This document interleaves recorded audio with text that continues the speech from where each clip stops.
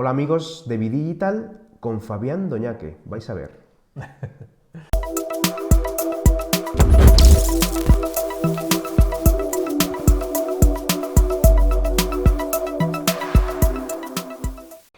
Bueno, buenos días otra vez. Seguimos en las jornadas de la cuarta revolución industrial en Mondoñedo, en este sitio maravilloso que ha caído una... Helados estamos. Helados. Y ahora con Fabián Doñaque, que es inventor. Fabián, ¿a qué te dedicas? Porque lo podía contar yo, pero cuéntanos. Bueno, ¿a qué yo te me dedicas? dedico básicamente a encontrar soluciones pues al mercado o a mis propios clientes. Digamos que yo tengo una empresa, además de ser inventor, en el que fabricamos y diseñamos objetos que dan solución a esos problemas que tienen nuestros clientes. Objetos tan interesantes como patinetes eléctricos, que no os penséis que todo relacionado con la tecnología, con la robótica, con... ¿Eres ingeniero, si no recuerdo mal? Bueno, yo estudié, no soy ingeniero, no los terminé, pero estudié ingeniería naval y matemáticas. Y Y es un crack, ya lo veréis. Bueno, como sabes, nosotros vamos a hablar de transformación digital. En la transformación digital yo la veo que tiene dos partes. Una es la automatización, que yo creo que está, o todo el mundo la entiende por lo menos, o entiende por dónde va la historia. Aquí es donde yo creo que la gente entiende más amenazas desde el punto de vista del empleo, que me automatizan y me dejan fuera. Sí. Pero bueno, hay otro factor diferencial que es la disrupción, ¿no? Cómo consiguen esto las empresas, las compañías. Y bueno, pues estamos en España y en España pues tenemos las limitaciones que tenemos y bueno, ¿tú crees que las empresas, las organizaciones en España están planteándose esto de verdad y que lo ven como una amenaza o como una oportunidad? Porque se habla mucho de esto, pero bueno, claro, no todas las empresas son Telefónica, ¿no? ¿Qué piensas tú? Bueno, yo creo que hay un poco de todo. O sea, tenemos por una parte que a las empresas lo que les interesa es tener más beneficio. Es decir, Está claro. Claro, o sea, lo más Ganar caro, dinero porque es la esencia de una empresa. claro, lo más caro de una empresa, sin duda, son los empleados. Y entonces, claro, para poder solucionar esto, se llega a la conclusión que procesos de automatización pueden hacer muchas de las tareas que hacen los empleados. Cosas tan sencillas como llevar la agenda o todo lo que sería el trabajo de secretariado, hoy por hoy lo hace Google y lo hace fantásticamente, ¿no? Entonces es un trabajo que ya hoy por hoy está desapareciendo y en ese proceso a nadie le ha parecido del todo relevante. Es decir, tenemos un miedo constante a que van a desaparecer muchos de los empleos que tenemos, pero cuando van desapareciendo, la gente ni lo ha percibido, claro. no se ha dado cuenta. Yo creo que las empresas están apostando por esto. Lo que pasa es que no creo que muchas de ellas sean conscientes de que lo están haciendo.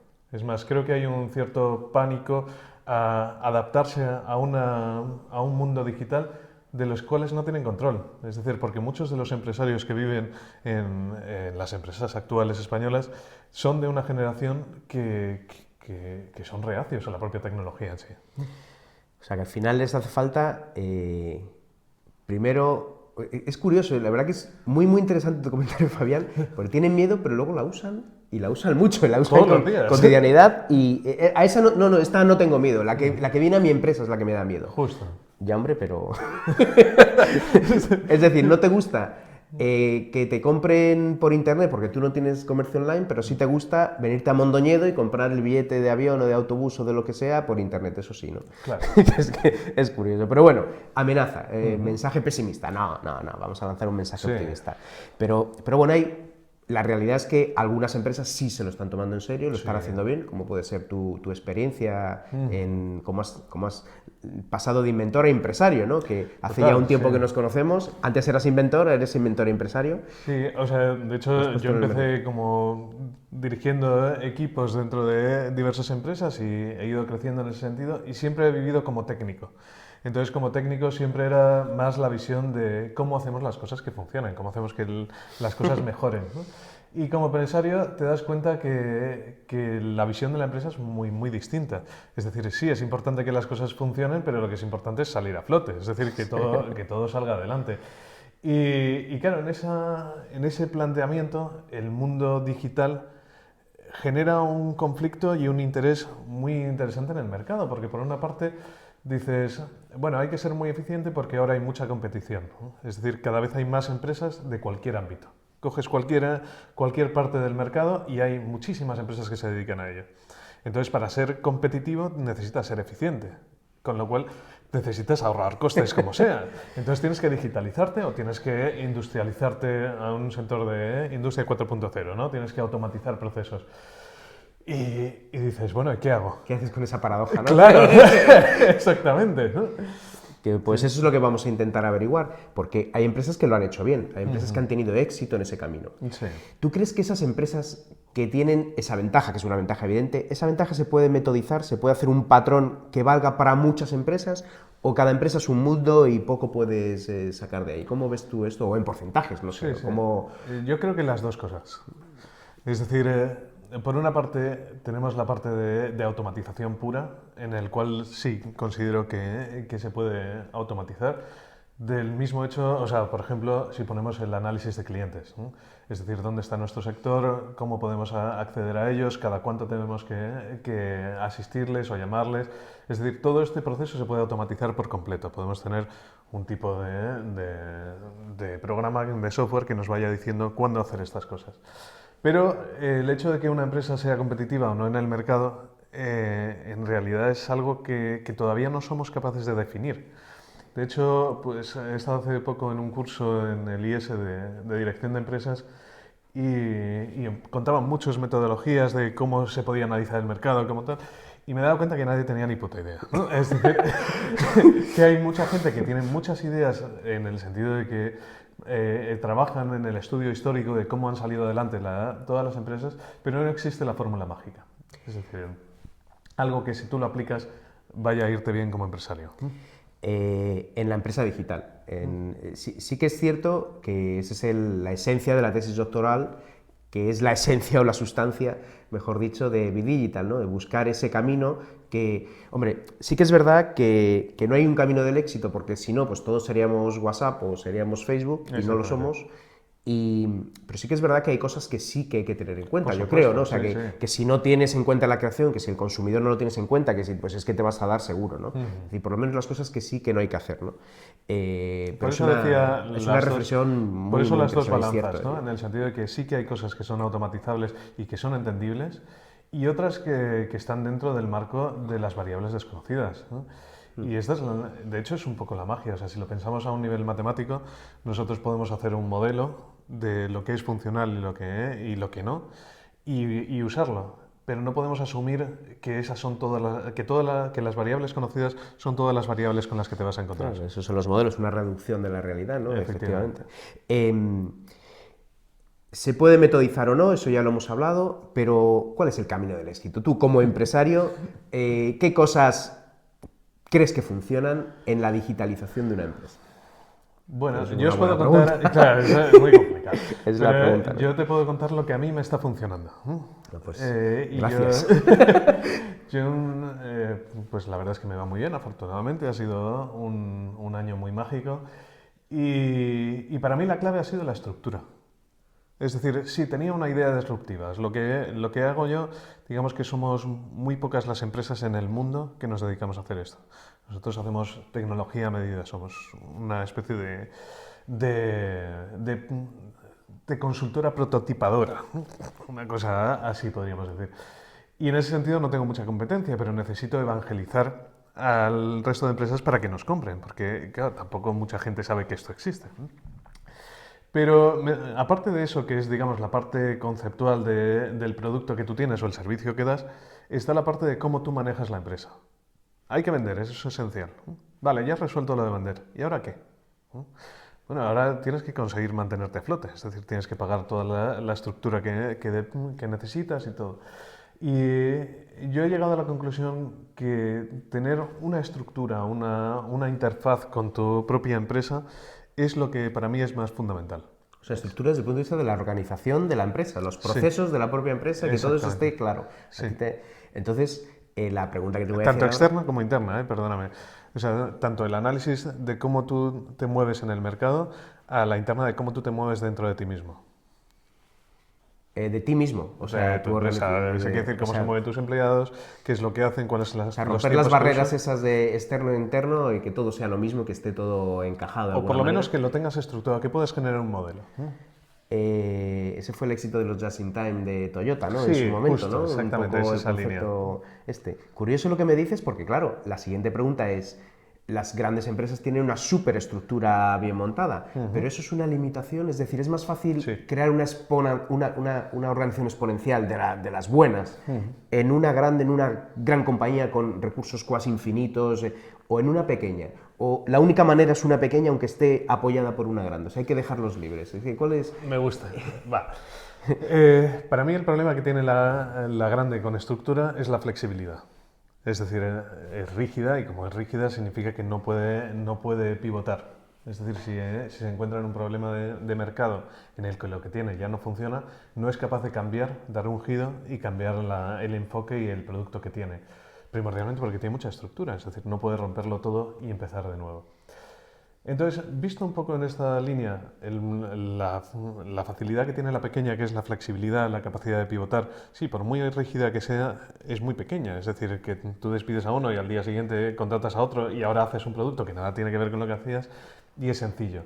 Tú tienes una empresa de 2.000 trabajadores y no puedes hacerlo, ¿no? Ahora bien, si lo pensamos desde otro punto de vista, es decir, existiría, por ejemplo, el concepto de megaempresas creadas por microempresas. Es decir, que no es una gran organización única, sino un conjunto de pequeñas empresas que sean flexibles entre sí. Y esas sí que son capaces de pivotar y cambiar de eje, que cohesionen y que funcionen todas dentro de una especie de microcosmos, que sería un entorno empresarial. O sea, puedes poner una vacuna al sistema inmunitario de la compañía, ¿no? Que destroza... Pongamos, ¿no? Es el concepto un poco de lo que hacía Steve Jobs en Apple, ¿no? Que creaba grupúsculos y vas a llevar el Mac, el iPhone, pero solo esto y incluso nos vamos a otras instalaciones. Justo, esa línea. Eso, hombre, si se ha nacido así, o si tiene la valentía o la capacidad o el liderazgo que tuvo Steve Jobs, pues es fácil de hacer. Lo veo complicado de hacer en las grandes compañías aquí, a no ser que se lo crean de verdad, ¿no? Pero bueno, que es el camino. Estoy de acuerdo contigo. Yo te digo, por ejemplo, en este concepto, yo ahora mismo, en este instante, me veo en la opción de crear dos nuevas empresas, de hecho, y es debido al hecho de que mi empresa se dedica a hacer prototipos y ahora quiero hacer unas que hacen productos. Si lo meto en la misma caja, de alguna manera pierdo la identidad de lo que describe cada una de estas ideas. Entonces pierdo la capacidad de pivotar, de girar, de cambiar de concepto. Entonces por eso abrir dos empresas. Estas nuevas dos empresas en realidad van a ser absolutamente condependientes entre sí, pero a un nivel de mercado son independientes. Y esa es un poco la idea. Si una de ellas muere, muere y no pasa nada, ¿no? Porque el resto del enjambre sigue en activo. Como veis, hemos hecho un fichajazo para la entrevista, porque ese concepto es un concepto muy interesante.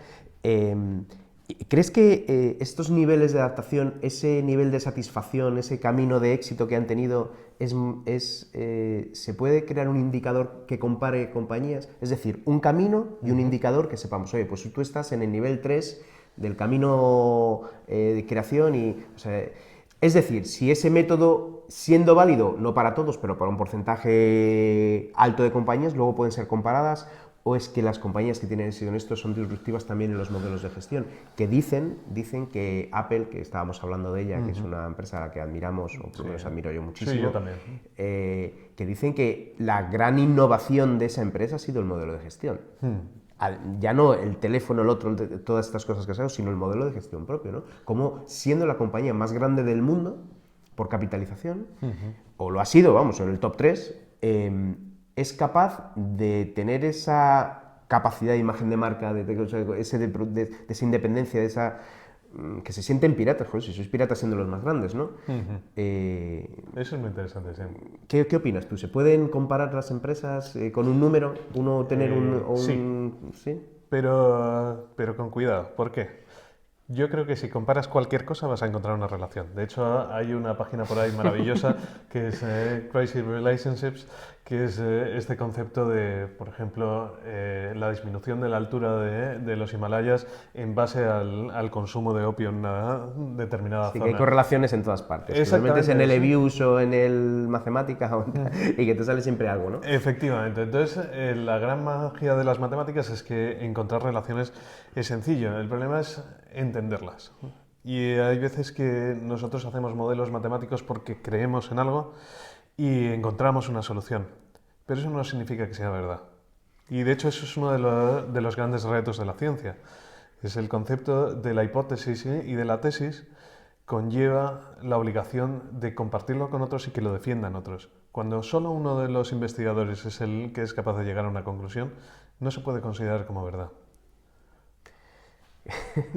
Jo, macho, la verdad que nos dejas para En mi una opinión, entrevista mucho perdona. más larga. No, tienes toda la razón. De hecho, ese es un poco los secretos de la econometría o del análisis cuantitativo, perdón, Cuantitativo, sí. que llegas a conclusiones, voy a ser prudente, que no eres capaz de encontrarles el sentido o que simplemente no tienen sentido. O sea, que lo que O a comentabas... lo mejor lo tienen, pero conllevan tantas variables que sí, los relacionas que no son, que que no son puedes aislar desconocidas el para ti. ceteris paribus para verlo, Exactamente. para ver la foto y de ahí viene el análisis cualitativo, que es lo que queremos hacer Justo.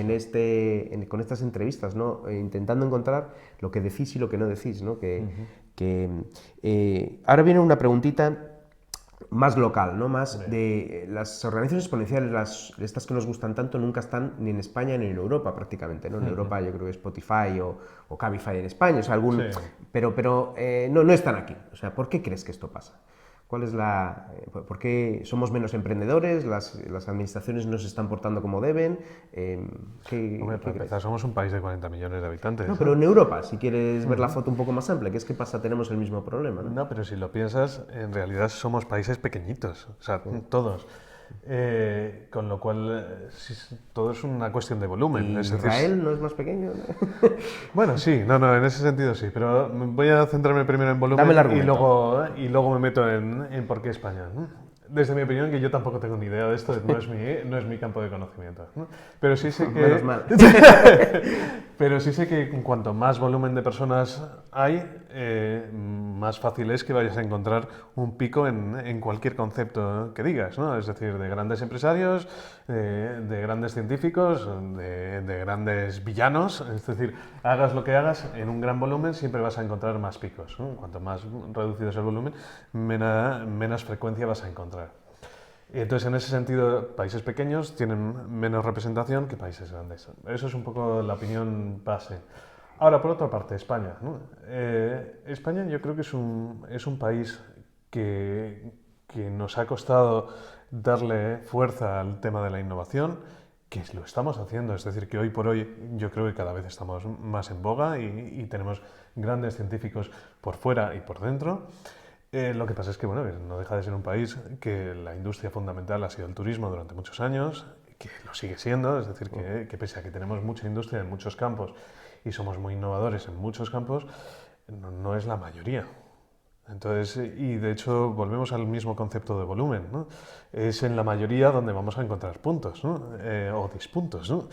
Entonces, claro, si digamos que tenemos una población altísima de TICs, pues entonces vamos de tecnologías de la información, pues entonces vamos a encontrar seguramente algún despunte de gente maravillosa en ese ámbito.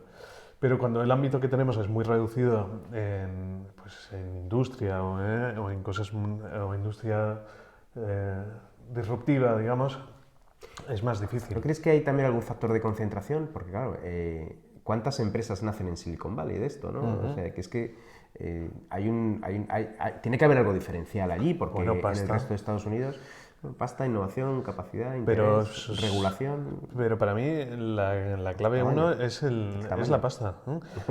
Sí, primordialmente porque o sea, hacer prototipos de cualquier tipo, ya sean prototipos conceptuales o de hardware, es carísimo.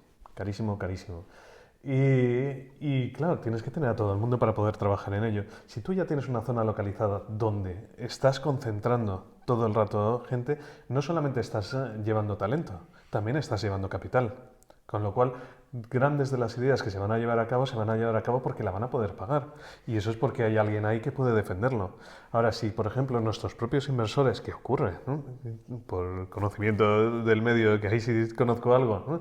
Deciden no invertir aquí, sino ellos con grandes capitales irse a invertir directamente en Silicon Valley, es porque creen que van a tener más despunte en esa zona. ¿Cómo ves la foto? Es súper interesante cómo la ves porque la ves desde el prototipo, desde la invención. ¿Cómo crees tanto en tu idea que en ningún momento se atisba de tus palabras, que dudes en tu idea, que no nos pasa a todos los empresarios, que muchas veces estamos haciendo cosas y dudamos, tú no, porque lo ves, por eso es muy interesante entrevistarte, Fabián, porque es que, ¿no? Es que es verdad que tú te crees o sea, el problema es que no te lo ha visto suficiente gente, Claro, es una cosa, sí, justo. es un enfoque, o sea, confías tan plenamente en esto, enhorabuena por eso, porque no es fácil tener eso tan claro, ¿eh? Es muy difícil encontrar un producto que... El problema es que no lo has visto. Uy, perdón, que le he dado...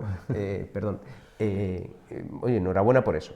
Una preguntita. ¿Este proceso de transformación crees que en España, en el mundo, en Europa, creará o destruirá empleo de forma neta? O sea, sabes que hay gente que tiene miedo en estos temas, pues, ¿no? de forma neta, cero, ¿no? O sea, es decir... Sí, va a haber más. Si hoy ahí trabajan, no sé, 19 millones de personas en España, dentro de 10 años van a trabajar más o menos. Eso en 10 años no lo sé. De forma neta asumo que cero. Ahora, el proceso... Va a ser duro, ¿no? Yo creo que va a haber mucha caída. Es decir, creo que va a haber mucha gente que no va a ser capaz de adaptarse. Creo que vamos a tener un punto de desempleo jodido, muy complicado, muy difícil de adaptarse. Y luego, por otra parte, creo que va a haber nuevas generaciones que están ya creando nuevas formas de empleo y ya están viviendo de ello de forma muy eficiente. Pero creo que hay un gap, creo que hay un agujero entre generaciones o incluso entre conocimientos tecnológicos que va a hacer que un conjunto de la población se quede totalmente no tenga muchas aislado. opciones, ¿no? Sí que es verdad que es curioso cómo es una revolución esta donde el consumidor va por delante, o sea que está dirigida por el consumidor, que es algo muy novedoso desde el punto de vista histórico. Totalmente de acuerdo. Pero como ese consumidor es muy reacio a adaptar en su día a día del trabajo, adaptarse con las nuevas tecnologías, es decir, lo que hablábamos antes, ¿no? Es capaz de comprarse un billete de avión para irse de vacaciones por internet, pero no es capaz de que ese internet entre en su casa y decir, oye, si yo me dedico a vender cualquier cosa por los comercios, pues ¿por qué no voy a permitir que el que me compra me lo compre de la misma manera que compro yo los billetes de avión, ¿no? Pues no, somos reacios en eso y sí que es verdad que tenemos miedo. Eso solo se salva con formación, educación y con concienciación. Pero es que pasa un poco con todo, o sea, perdona que me meta No, eres tú el entrevistado. Yo tengo una curiosidad que siento con los programadores en general, y es el hecho de que si pudieran programar de forma semántica, digamos que pierden el punto de disfrute de ser los únicos que saben hacer esto, ¿no? Es decir, de alguna manera, el hecho de que una labor, la que tú haces, sea complicada, como que le aporta valor, ¿no? Y una de las cosas que hacemos con la tecnología, desde el nacimiento de la tecnología en sí, es hacer fácil la acción de algo, ¿no? Es decir, mejorarla y optimizarla.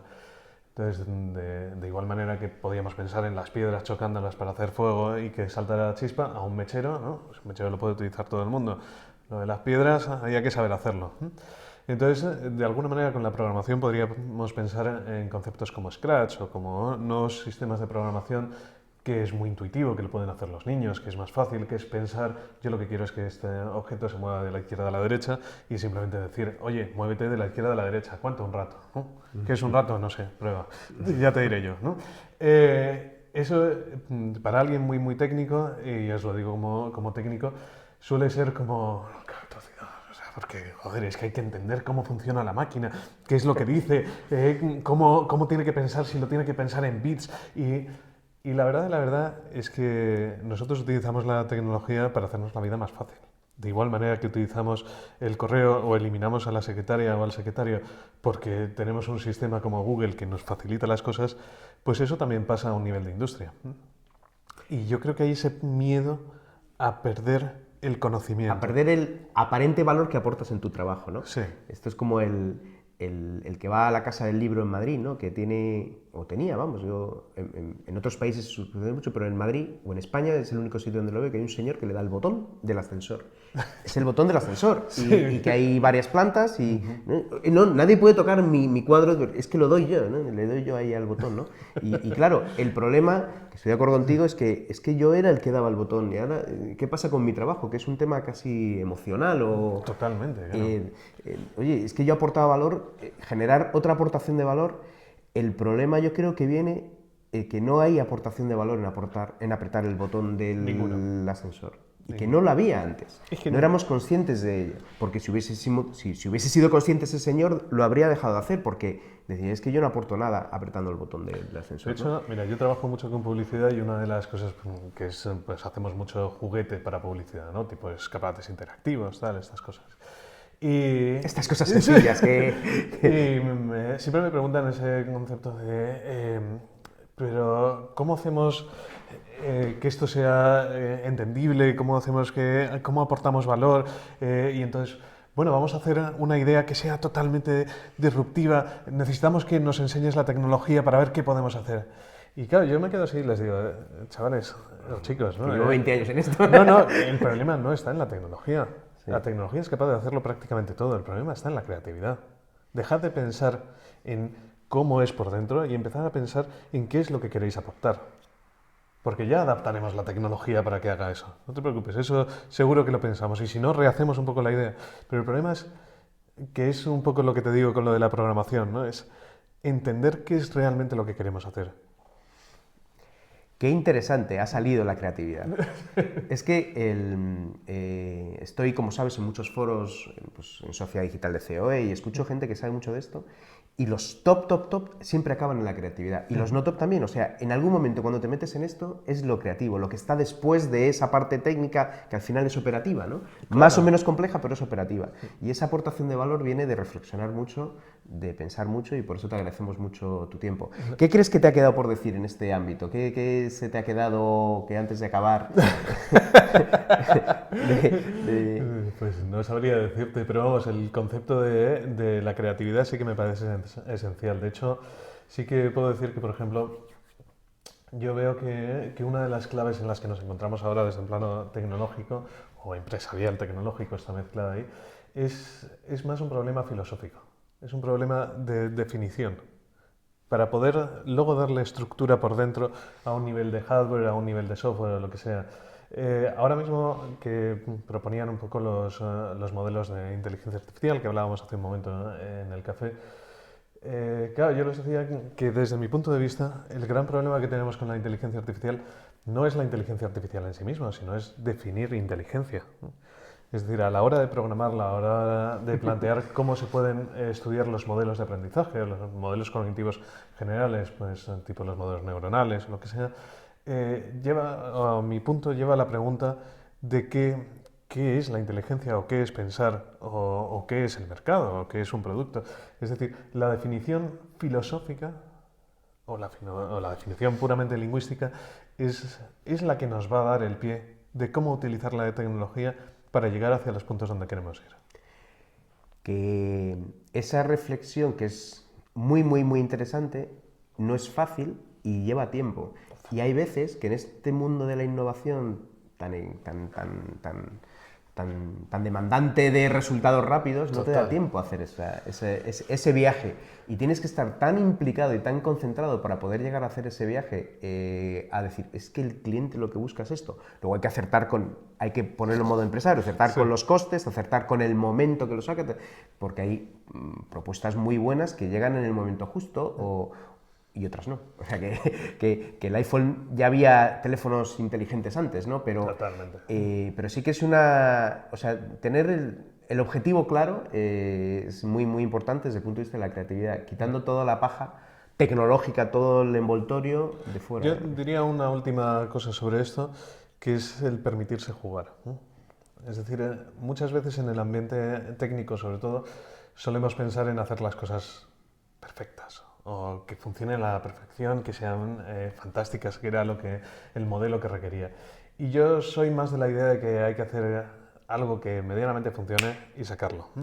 ¿Por qué? Porque justamente en este proceso filosófico es ilimitado, es decir, puedes pasarte en el proceso del pensamiento constantemente. Lo perfecto es lo enemigo de lo bueno. Exactamente, y yo creo que hay que estar constantemente en la reflexión filosófica, pero no parar de sacar ideas entre medias. ¿Cómo te encontramos? ¿Cómo te encuentran? Voy a poner tu perfil de LinkedIn, que yo creo Perfecto, que lo tengo, o por allí, y te encuentran así fácilmente. Sí, Fabián si no, Doñaque. el nombre, bueno, Fabián Doñaque. Soy el único en el mundo que se llama así, o sea que somos 17 Doñaques en el mundo. Y todos seréis familia, ¿no? Además. Sí, claro. Oye, muchísimas gracias porque has dado enfoques muy, muy, muy interesantes, la creatividad, el probar, y cómo combinas eso que parece que son cosas que son aceite y agua, ¿no? Empresario, inventor creativo, casi bohemio, y llevarlo a una empresa y que funcione. Es una cosa... Sí. A mí me resulta magia. Yo creo que mucha de esa magia, y lo habéis visto todos, es la capacidad que él tiene, que Fabián tiene de comunicar ese convencimiento con el que habla de lo que hace, ¿no? Que es algo, que eso es un regalo que te han hecho, es uno de tus dones, aprovéchalo. Muchas gracias. Y nada, muchísimas gracias y gracias a todos. Seguimos en las entrevistas desde Mondoñedo, estas últimas, en estas jornadas de la cuarta revolución industrial, que es tan interesante para todos. Muchas gracias a todos. Hasta luego.